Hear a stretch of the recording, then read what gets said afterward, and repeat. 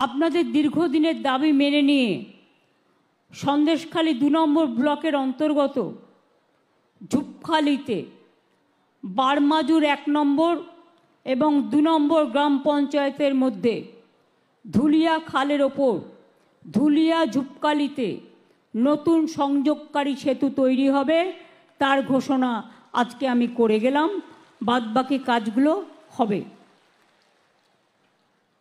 আমি Basirhat sub division নিয়ে এখানে বলবো না, অনেক কাজ হয়েছে এবং আপনাদের জেলাতেও নতুন জেলা হবে, আগামী দিন নতুন সাব ডিভিশন হবে। সেগুলো যখন হবে, কারণ আপনাদের অনেক দূর দূরান্ত থেকে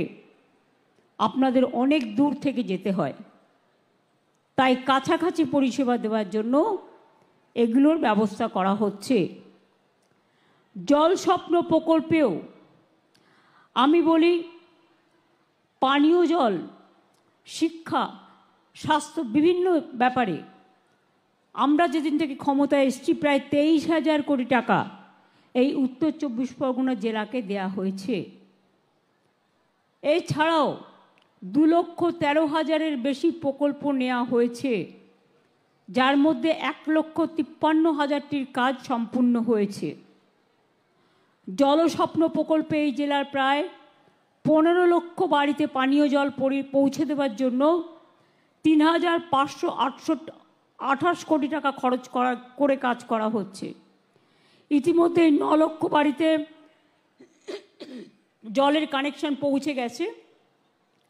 এছাড়াও এই জেলায় আমরা ৪,৫০০ কোটি টাকা খরচ করে নানান বড় পানীয় জল প্রকল্প করছি।